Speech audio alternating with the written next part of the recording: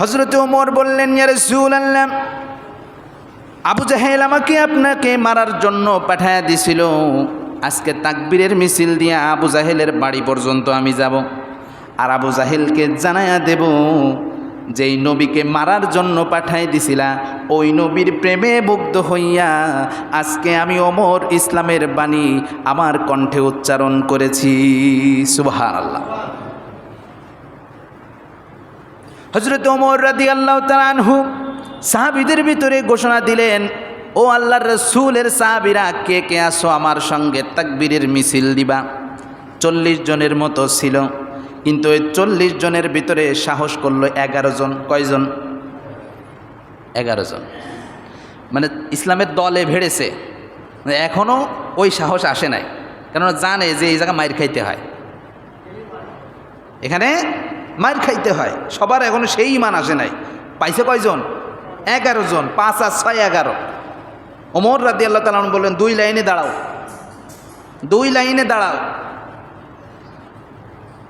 তখন থেকেই হযরত ওমর রাদিয়াল্লাহু তাআলা আনহু সেনা কমান্ড দেওয়া শুরু করলেন। সেনাবাহিনীর শৃঙ্খলা, এই যে রাষ্ট্র পরিচালনা কথা আসবে, সেনাবাহিনীর শৃঙ্খলা, এই সব কিছু হযরত ওমরের দেখাই যাওয়া রীতিনীতি।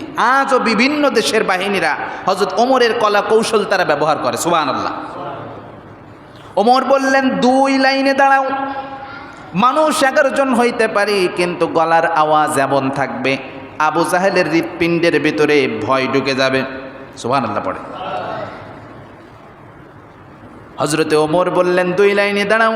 সামনের লাইনের নেতৃত্ব দেব আমি ওমর, আর পিছনের লাইনের নেতৃত্ব দেবে বীর কেশরী হযরতে আমির হামজা। আল্লাহু আকবার। হযরতে আমির হামজা ইনিও ছিলেন একজন বড় বীর কেশরী, সাইয়্যিদুশ শুহাদা যাকে বলা হয়। উহুদের প্রান্তরে হযরতে আমির হামজা শাহাদাত বরণ করেছিলেন।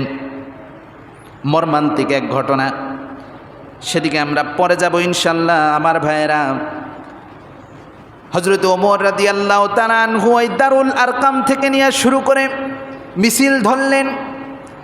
মক্কার প্রান্তরে চলে যাবেন, কাবার প্রান্তরে চলে যাবেন, আর আবু জাহেলকে জানান দিবে আমি ওমর রাসূলকে মারি নাই, বরং রাসূলের প্রেমে মুগ্ধ হয়ে, আল্লাহর প্রেমে মুগ্ধ হয়ে আমি কালেমা পড়ে মুসলমান হয়ে গিয়েছি। সুবহানাল্লাহ। ওমর রাদিয়াল্লাহু তাআলা আনহু সেদিন স্লোগান শুরু করেছিল, লিল্লাহি তাকবীর, আল্লাহু আকবার। আমার ভাইরা, তাকবীর দেওয়ার সঙ্গে সঙ্গে যার হৃদয়ের ভিতরে ঈমান বাড়ে না, অথবা তাকবীর দিলে যার হৃদয়ের ভিতরে চুলকানি শুরু হয়ে যায়, বোঝা যাবে ওর ভিতরে ইসলামের বীজ এখনো বপন হয়নি, ও মুসলমানের ঔরসে জন্ম। এই জন্য জুম্মার দিন মসজিদে আসে, ঠিক কিনা? আর ওই বজ্র ধ্বনিত কণ্ঠে উচ্চারিত হয়েছিল, আশহাদু আল্লা ইলাহা ইল্লাল্লাহু ওয়া আশহাদু আন্না মুহাম্মাদান আবদুহু ওয়া রাসূলুহু। এই ঘোষণা দেওয়ার সঙ্গে সঙ্গে সাহাবীদের মুখে এক মুচকি হাসির ফোয়ারা বয়ে গিয়েছিল। কেননা যখন সাহাবীরা দেখল আমাদের এই ছোট্ট সংগঠনের ভিতরে এমন একজন সাহসী লোক আল্লাহ পাক রব্বুল আলামিন কবুল করেছেন, যার ব্যাপারে আল্লাহ রাসূল সাল্লাল্লাহু আলাইহি সাল্লাম বলেছেন, ওমর যদি কোনো রাস্তা দিয়ে যায় শয়তান উল্টা রাস্তা দিয়ে হাঁটে। সুবহানাল্লাহ পড়েন। ওমর রাদিয়াল্লাহু তাআলা আনহু যখন ইসলাম গ্রহণ করলেন, সাহাবীদের ভিতরে খুশির বন্যা বয়ে গেল। শুধু এটাই নয়, ওমর রাদিয়াল্লাহু তাআলা আনহুর ইসলাম গ্রহণের সময় আল্লাহ পাক হযরতে জিব্রাইল আলাইহিস সালাতু ওয়াস সালামকে পাঠিয়ে দিলেন। সুবহানাল্লাহ পড়ে। হযরতে জিব্রাইল আলাইহিস সালাতু ওয়াস সালাম এসে বললেন, ইয়া রাসূলুল্লাহ, ইয়া হাবিবাল্লাহ, আপনার উম্মতদের ভেতরে লক্ষ্য করা যাচ্ছে হযরতে ওমরের ইসলাম গ্রহণের কারণে সবার ভেতরে খুশির বন্যা বয়ে গেছে। আপনি শুনে নেন, শুধু আপনার উম্মতদের ভেতরেই খুশি নয়, আল্লাহ পাক আমাকে দিয়ে সংবাদ পাঠাই দিলেন, হযরতে ওমর রাদিয়াল্লাহু তাআলা আনহু ইসলাম গ্রহণ করার কারণে আল্লাহ রব্বুল আলামিনের ফেরেশতারাও খুশি হয়ে গেছে। এই খুশির কারণটা কি? এই খুশির কারণ হলো এতদিন ইসলাম প্রচার হয়েছে গোপনে গোপনে। কিসে কিসে? গোপনে। ইসলামের দাওয়াতি কাজ চলছে গোপনে। কাবার চত্বরে আবু জাহেল যদি কাউকে নামাজ পড়তে দেখত, তার 12টা বাজায় দিত, এরকম একটা অবস্থা।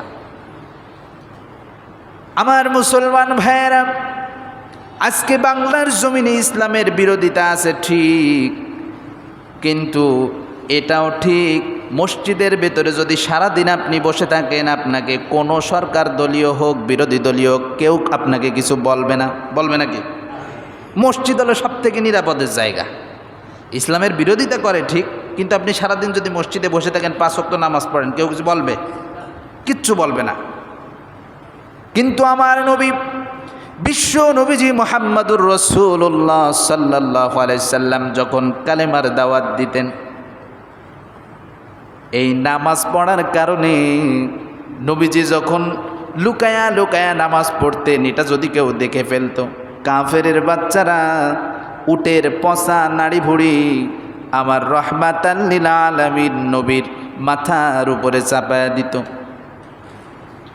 দোষ ছিল আল্লাহ পাককে সেজদা করা, দোষ ছিল কালেমার বাণী প্রচার করা। আমার ভাইয়েরা, আজকে আমার দেশের মানুষ নির্বিঘ্নে নামাজ পড়তে পারে। আমার দেশের মানুষ নামাজ পড়লে কেউ বাধা দেয় না, কিন্তু দুর্ভাগ্য হলেও সত্য, আমার দেশের মানুষ ফজরের নামাজের সময় অধিকাংশই ঘুমায়া থাকে, নামাজে আসে না। এমন ব্যক্তি আছে না নাই? শুধু ফজর নয়, এমন ব্যক্তি আমরা আজকেও দেখতে পাবো, সারা সপ্তাহে খোঁজ নাই, শুধু জুম্মার দিন আছে না নাই? তাহলে চিন্তা করেন, কোনো প্রকারের কোনো বিপদ নাই, এরপরও এরা নামাজ পড়ে না। বিশ্বনবী রহমাতাল লিল আলামিন কাবার চত্বরে নামাজ পড়েন। কাফের মুশরিকের বাচ্চারা বিরোধিতা করবার জন্য নবীজি সাল্লাল্লাহু আলাইহি সাল্লামের মাথার উপরে উটের পচা নাড়ি ভুড়ি চাপায়া দেয়, দম বন্ধ হয়ে যাওয়ার কায়দা। এমন একটা অবস্থা, সাহাবীরা প্রকাশ্যে নামাজ আদায় করতে পারে না, আল্লাহর জমিনে আল্লাহকে সেজদা দেবে এটা পর্যন্ত পারে না। কি একটা দুর্ভাগা অবস্থা। হযরতে ওমর রাদিয়াল্লাহু তাআলা আনহু যখন ইসলাম গ্রহণ করলেন, আসমানবাসীও খুশি, জমিনবাসী খুশি। এটার মূল কারণ হলো হযরতে ওমরের ইসলাম গ্রহণ করার মাধ্যমে এই ইসলাম আল্লাহর জমিনে প্রকাশ্যে দাওয়াতি কাজ করার অনুমতি পেয়েছিল। সুবহানাল্লাহ। ইসলাম প্রকাশ্যে এসেছিল। হযরতে ওমর যখন বিশ্ব নবীজির হাতে হাত রেখে পড়েছিলেন, লা ইলাহা ইল্লাল্লাহু মুহাম্মাদুর রাসূলুল্লাহ সাল্লাল্লাহু। ওমর যখন কালেমা পড়ে নিলেন, ঠিক সেই মুহূর্তে বিশ্ব নবীজির হাতে হাত রেখে বললেন, ইয়া রাসূলাল্লাহ আলাসনা আলাল হক। ওগো নবীজি, আমরা কি সত্যের পথে নাই? তিনি বললেন, ও নবী, আমরা কি সত্যের পথে নাই? আমরা যে দাওয়াতি কাজ করতেছি, আমরা যে কালেমার দাওয়াত দিচ্ছি, এক আল্লাহর ইবাদত করার কথা বলতেছি, বাতিলের কাছে মাথা নত না করার জন্য বলতেছি, এটা কি সত্য না? নবীজি বললেন, ও ওমর, অবশ্যই এটাই সত্য। এর থেকে বড় সত্য আর পৃথিবীর জমিনে আর কিছু নাই। ওমর রাদিয়াল্লাহু তাআলা আনহু বললেন, ফাফিমাল ইফতিফা। তাহলে গোপনে গোপনে কেন? এখন খেলা চলবে ওপেনে। খেলা চলবে কিসে? ওপেনে। আমি ওমর আজকে ইসলামের দলে চলে এসেছি, সুতরাং ইসলামের দাওয়াত আর গোপনে গোপনে একজনের বাড়ি আর একজনের বাড়ি এভাবে হবে না। আমি ওমর আপনার মিছিলের সামনে থাকব, আপনি নবীজি নির্বিঘ্নে ইসলামের দাওয়াত দিবেন। মক্কার জমিনে কোনো বাপের বেটার কোনো ক্ষমতা নাই আমি ওমরের মোকাবেলা করে মুসলমানদের কোনো ক্ষতি করবে। আল্লাহু আকবার। কোনো ক্ষমতা তাদের নাই, কোনো ক্ষমতা তাদের নাই। আমার ভাইয়েরা, হযরতে ওমর রাদিয়াল্লাহু তাআলা আনহু বললেন, ইয়া রাসূলুল্লাহ, এসেছিলাম আপনাকে মারবার জন্য, দুনিয়া থেকে বিদায় দেওয়ার জন্য এসেই আপনার প্রেমে পড়ে মুগ্ধ হয়ে হেদায়েতের বাণী, হেদায়েতের কালেমা পড়ে নিয়েছি। যেই আবু জাহেল আপনাকে মারবার জন্য আমি ওমরকে তৈরি করে পাঠায়া দিছিল, আমি এখন একটা তাকবীরের মিছিল দিতে চাই। কিসের মিছিল দিবে? তাকবীরের মিছিল। তাকবীরের মিছিল হলো মুসলমানদের মিছিল, কোনো নির্দিষ্ট দলের মিছিল নাকি?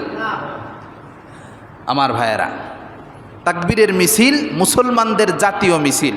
মুসলমানরা যখনই কোনো বিজয় উল্লাস করেছে, তাকবীরের মাধ্যমে বিজয় উল্লাস করেছে। আল্লাহু আকবার। হযরত ওমর বললেন, ইয়া রাসূলুল্লাহ, আবু জাহেল আমাকে আপনাকে মারার জন্য পাঠায়া দিছিল।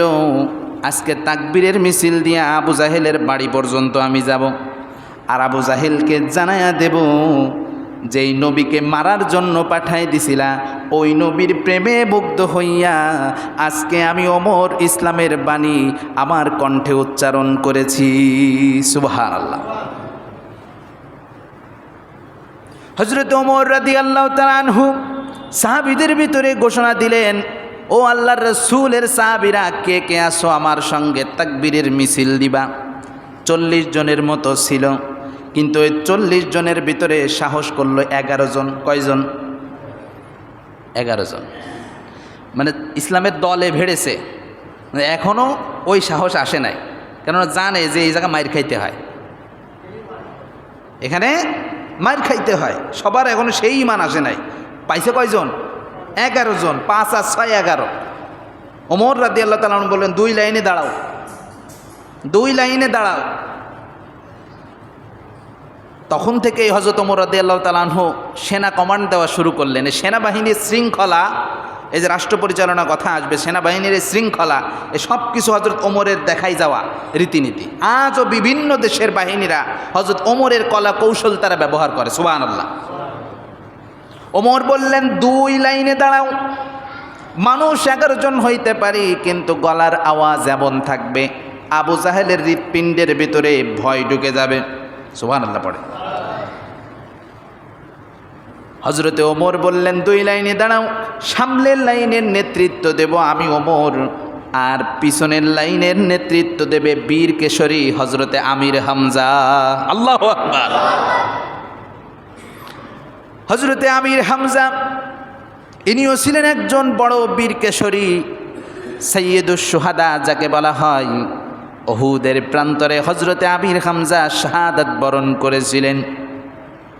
মর্মান্তিক এক ঘটনা, সেদিকে আমরা পরে যাব ইনশাল্লাহ। আমার ভাইয়েরা, হযরত ওমর রাদিয়াল্লাহু তাআলা আনহু দারুল আরকাম থেকে নিয়ে শুরু করে মিছিল ধরলেন। মক্কার প্রান্তরে চলে যাবেন, কাবার প্রান্তরে চলে যাবেন, আর আবু জাহেলকে জানান দিবে আমি ওমর রাসূলকে মারি নাই, বরং রাসূলের প্রেমে মুগ্ধ হয়ে, আল্লাহর প্রেমে মুগ্ধ হয়ে আমি কালেমা পড়ে মুসলমান হয়ে গিয়েছি। সুবহানাল্লাহ। ওমর রাদিয়াল্লাহু তাআলা আনহু সেদিন স্লোগান শুরু করেছিল, লিল্লাহি তাকবীর, আল্লাহু আকবার। আমার ভাইরা, তাকবীর দেওয়ার সঙ্গে সঙ্গে যার হৃদয়ের ভিতরে ঈমান বাড়ে না, অথবা তাকবীর দিলে যার হৃদয়ের ভিতরে চুলকানি শুরু হয়ে যায়, বোঝা যাবে ওর ভিতরে ইসলামের বীজ এখনো বপন হয়নি, ও মুসলমানের ঔরসে জন্ম। এই জন্য জুম্মার দিন মসজিদে আসে, ঠিক কিনা? আমার ভাইরা, ওমর রাদিয়াল্লাহু তাআলা আনহু, ওমর রাদিয়াল্লাহু তাআলা আনহু যখন তাকবীর দিলেন, তাকবীর দিতে দিতে যাচ্ছেন, আর আবু জাহেলের কানে বাজতেছে কোথায় যেন আল্লাহু আকবারের ধ্বনি আসে। ঘটনা কি? কেননা এর পূর্বে আল্লাহু আকবারের ধ্বনি যদি বাজত, কিংবা কালেমা তয়্যিবার যে আওয়াজ, এটা যদি শুনতো, তাকে সঙ্গে সঙ্গে আবু জাহেল ঘায়েল করত। কেননা ইসলাম গ্রহণ করেছিল সর্বপ্রথম যারা মক্কার ভিতরে গরিব লোক, যারা, বুঝতে পারছেন, পেশায় কামার, অল্প টাকা ইনকাম করে, এদের ভিতরে ইসলাম ঢুকছিল সবার আগে। যার কারণে এরা এত প্রভাবশালী ছিল না, আবু জাহেল ইচ্ছা করলেই এদেরকে পিটাইতে পারত। কিন্তু এখন ইসলামের দলে কে? কথা বলেন। ওমর। ওমর রাদিয়াল্লাহু তাআলা আনহু এই তাকবীর দিচ্ছে আর আবু জাহেলের অন্তরটা চুলকাচ্ছে। তার মানে এখনও মিছিলে যদি তাকবীর হয়, যাদের অন্তর চুলকায় ওরা হলো আবু জাহেলের রক্তের লোক, ঠিক কিনা? আমার ভাইয়েরা, আবু জাহেলের রক্তের ভিতরে চুলকানি ধরে গেছে, কেননা ও তো আল্লাহর বড়ত্বের স্লোগান মেনে নিতে পারে না। আল্লাহ সূরা মুদ্দাসসিরের ভিতরে বলেছেন, ওয়া রাব্বাকা ফাকাব্বির, ও নবী আপনার রবের বড়ত্ব ঘোষণা করেন, আপনার রব যে সব থেকে বড়, সর্বশক্তিমান, এই ঘোষণা আপনি উচ্চ আওয়াজে দেন। সুবহানাল্লাহ বলেন। হযরতে ওমর রাদিয়াল্লাহু তাআলা আনহু তাকবীর দিতে দিতে যখন কাবার প্রান্তরে পৌঁছে গেলেন, আবু জাহেলের বাড়ি যায় নক করলেন। আবু জাহেল যখন ওমরের চেহারা দেখল, সঙ্গে সঙ্গে বলে, ওমর আসো আসো, ভেতরে আসো, আপ্যায়ন করতে যায়, ভেতরে আসো। আবু জাহেলকে এক ধমক দিয়ে ওমর বসিয়ে দিলেন, যাই তোর বাড়ি নাস্তা করার জন্য আমি আসি নাই, আজকে আমি আবু জাহেল তোকে জানান দেওয়ার জন্য আসছি। এখন যেই ওমরকে দেখতেছিস আর একটু আগে যে ওমরকে পাঠিয়েছিস, এই দুই ওমরের ভিতরে পার্থক্য হয়ে গেছে, কারণ এই ওমরের হৃদয়ের ভিতরে কালেমা ঢুকাই দিছে কে? সুতরাং এই ওমর আর আগের ওমরের ভিতরে পার্থক্য আছে না নাই? পার্থক্য আছে। সুতরাং সে ঘোষণা দিল যে খবরদার, আজকে থেকে আমি মুসলমান। কাবার প্রান্তরে মুসলমানেরা নামাজ পড়বে, তাসবিহ পড়বে, আল্লাহর নামের তাকবীর দিবে। তুই আবু জাহেল এবং তোর চেলাপেলা যদি কোনো রকমের মুসলমানদের কোনো পশমেরও ক্ষতি করতে চাস, তাহলে আমি ওমরের মোকাবেলা করা লাগবে। আল্লাহু আকবার। ওমরের মোকাবেলা করা লাগবে। আবু জাহেল স্বভাবতই ভয় পেয়ে গেছে, কেননা ও ভালো করেই জানতো ওমর কী ধরনের লোক। সুবহানাল্লাহ পড়েন। ভয় পেয়ে গেছে, তাড়াতাড়ি দরজা বন্ধ করে দিছে। ওমর রাদিয়াল্লাহু তাআলা আনহু সাহাবীদেরকে ঘোষণা দিলেন, আল্লাহ রসুলের সাহাবীরা তোমরা কাবার প্রান্তরে 2 রাকাত নামাজ আদায় করো, আর আমি ওমর তোমাদের বডিগার্ড হিসেবে দাঁড়ালাম, দেখি কোনো কাফেরের বাচ্চা তোমাদের গায়ে হাত দিতে পারে কিনা। সুবহানাল্লাহ পড়ে। আমার ভাইয়েরা, সেদিন হযরতে ওমরের নেতৃত্বে সবাই আল্লাহ রাব্বুল আলামিনের কুদরতি কদমে সেজদায় লুটিয়ে পড়েছিল কাবার চত্বরে। কোনো কাফেরের বাচ্চার সাহস হয় নাই মুসলমানদের কোনো ক্ষতি করার। সুবহানাল্লাহ। আমরা এমন একটা ওমর এই জামানায় চাই কি চাই না? প্রভু তুমি বলেছ রাসূল দেবে না, বলনি দেবে না ওমর, বলনি দেবে না হামজা তারিক, খালিদ বিজয়ী সমর। প্রভু তুমি বলেছ রাসূল দেবে না, বলনি দেবে না ওমর, বলনি দেবে না হামজা তারিক, খালিদ বিজয়ী সমর। প্রভু তুমি বলেছ রাসূল দেবে না। সুবহানাল্লাহ পড়েন। আল্লাহ রাব্বুল আলামিন বলেছেন মুহাম্মদ সাল্লাল্লাহু আলাইহি সাল্লামের পরে আর কোনো রাসূল আসবে না, কিন্তু ওমরের মতো সাহসী ইসলামী ব্যক্তিত্ব আর আসবে না, এটা আল্লাহ বলছে? বলে নাই কিন্তু। সুতরাং আমরা যদি আল্লাহর কাছে প্রার্থনা করি ইসলামকে বিজয়ী করবার জন্য, আর একটা ওমর এই জমিনে আল্লাহ পাক পাঠাতে পারেন নাকি পারেন না? আল্লাহ পাকের কাছে আমরা দোয়া করি ইসলামকে বিজয়ী করবার জন্য আল্লাহ যেন ওমরের মতো একজন সাহসী নেতৃত্ব দানকারী লোক আমাদের জন্য নির্ধারণ করে দেন। সকলে বলেন আমিন।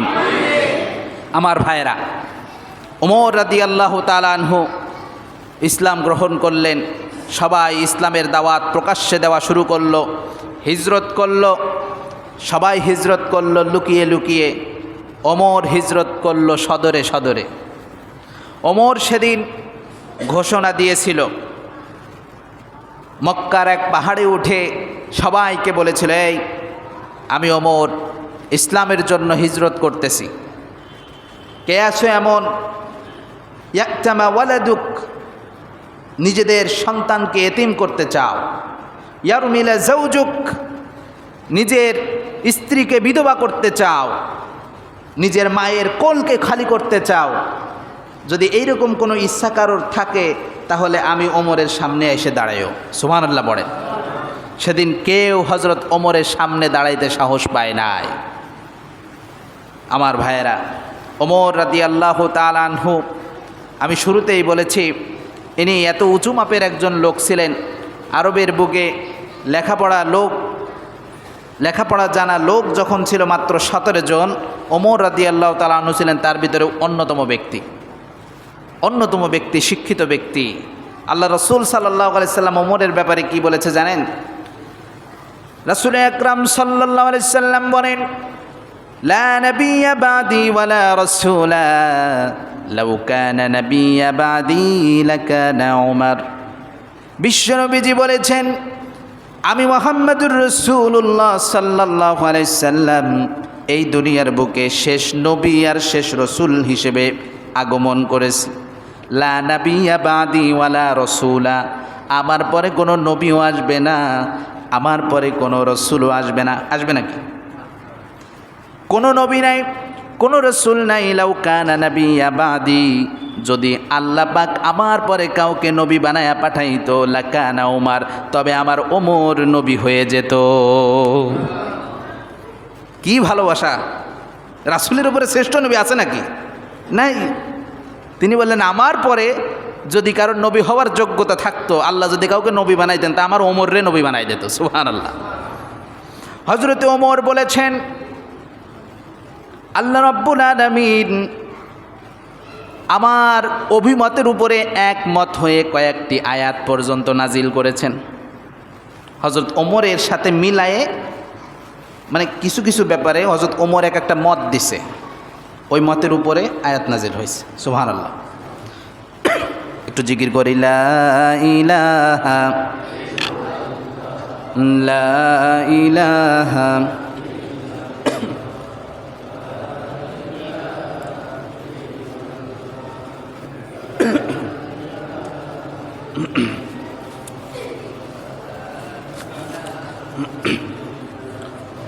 আমার ভাইয়েরা, তাহলে আমরা জানলাম যে কিছু কিছু বিষয়ে ওমর রাদিয়াল্লাহু তাআলা আনহুর অভিমতের উপরে আয়াত নাজিল হয়েছে।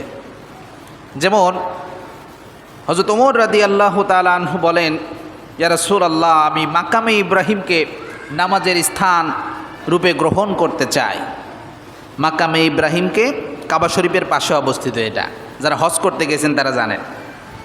এটাকে আমি মুসল্লা হিসেবে গ্রহণ করতে চাই, অর্থাৎ নামাজের স্থান রূপে গ্রহণ করতে চাই। আল্লাহ রাব্বুল আলামিন সূরা বাকারার 125 নম্বর আয়াত নাজিল করে দিয়েছেন, ওয়াত্তাখিযু মিন মাকামি ইব্রাহিমা মুসাল্লা। সুবহানাল্লাহ পড়ে। তোমরা সবাই মাকামে ইব্রাহিমকে নামাজের জায়গা বানায়া নাও। কিছুদিন পূর্বে হযরত ওমর আকাঙ্ক্ষা করেছিলেন, আহারে মাকামে ইব্রাহিমের জায়গাটা যদি নামাজ পড়া যাইতো। ইয়া রাসূলুল্লাহ, আমি মাকামে ইব্রাহিমে নামাজ পড়তে চাই, এটাকে নামাজের জায়গা বানাইতে চাই। আল্লাহ পাক এটাকে পছন্দ করেছেন, আর রাসূলের উপরে আয়াত নাজিল করে ওমরের সপক্ষে আয়াত আল্লাহ তাআলা নাজিল করে দিয়েছেন। সুবহানাল্লাহ। আমার ভাইয়েরা, শুধু এখানেই নয়, হযরতে ওমর রাদিয়াল্লাহু তাআলা আনহু তিনি মদিনার বুকে একটা কাফের সর্দার ছিল, নাম কি বলতে পারেন? মুনাফিক সর্দার ছিল। মুনাফিকদের সর্দারের নাম কি? আব্দুল্লাহ ইবনে উবাই। কি? আব্দুল্লাহ ইবনে উবাই। এ হলো মুনাফিকদের টপ লিডার। আব্দুল্লাহ ইবনে উবাই যখন মারা যায়, তখন আব্দুল্লাহ ইবনে উবাইয়ের ছেলে আবার ছিল রাসূলের একনিষ্ঠ একজন সাহাবী। আছে না, বাপ কাফের বা বাপ মুনাফিক, খারাপ, ছেলে 5 ওয়াক্ত নামাজি, আছে না এরকম? ছেলে বলল, ইয়া রাসূলুল্লাহ, আমি আপনার সোহবত পেয়েছি, ইসলামের উপরে আছি, আর আমার জন্মদাতা পিতা জাহান্নামে জ্বলবে, আমি সন্তান হয়ে এটা কিভাবে সহ্য করব?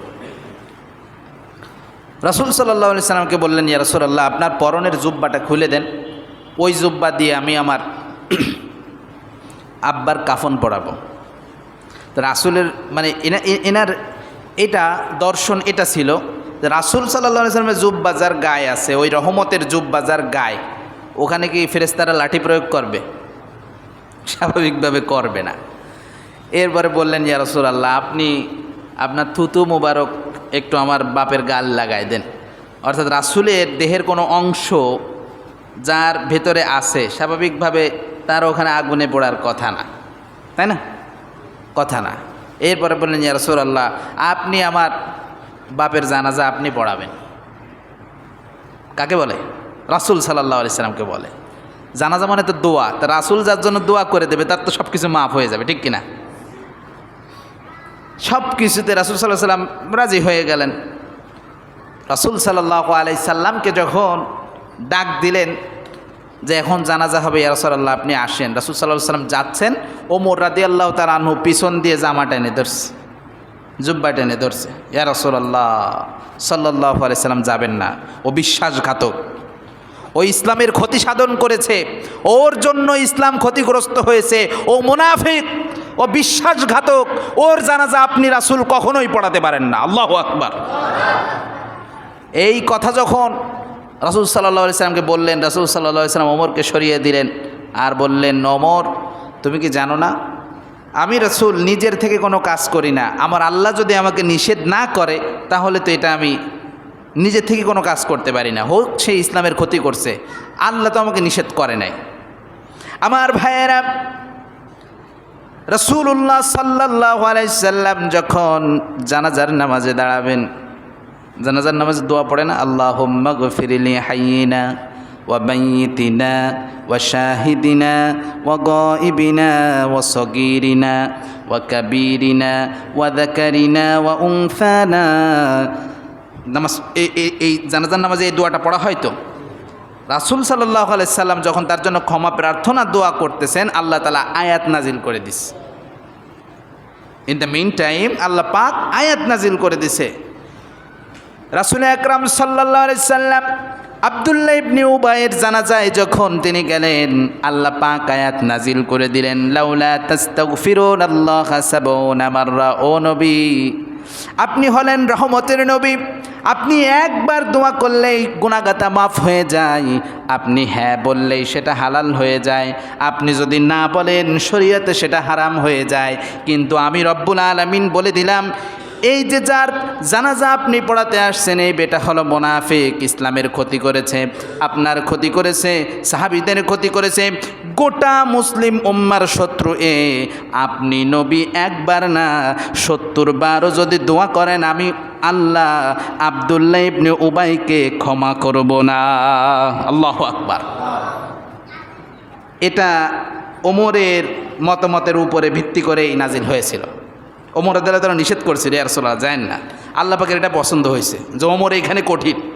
এই জন্য আমরা খুতবায়, আরবি খুতবায় যখন পড়া হয়, আসাদ্দুহুম ফি আমরিল্লাহি ওমর, আল্লাহর দ্বীনের ব্যাপারে ওমরের মতো শক্ত মানুষ কেউ নাই। নিজের ছেলেও যদি কখনো অন্যায় করছে, নিজের ছেলেরও বেত্রাঘাত করতে, শাসন করতে কখনো বলে নাই ওমর। সমান সমান শাসন, ওজন সমান সমান, মাইরের ওজন। ওমর রাদিয়াল্লাহু তাআলা আনহু এতটা কবুলিয়াত ব্যক্তি ছিলেন।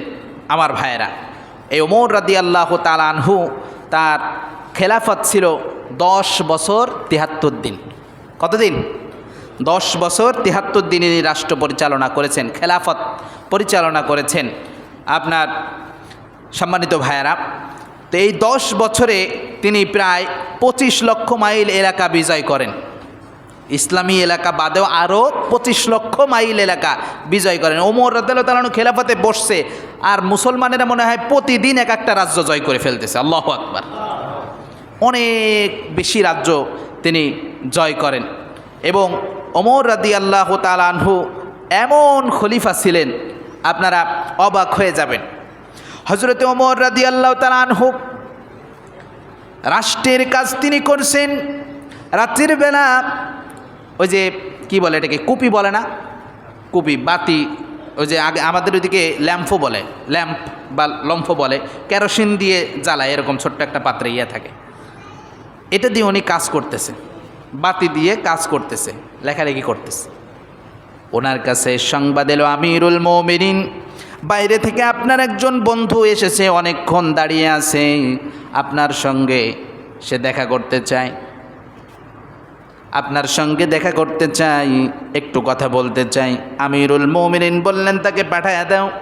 ওই ব্যক্তি ঘরে ঢোকার সঙ্গে সঙ্গে আমিরুল মুমিনিন ফু দিয়ে ওই বাতিটা নিভায়া দিলেন। বন্ধু বলল, ভাই ওমর, আমিরুল মুমিনিন, তুমি কি আমাকে অপমান করলে নাকি?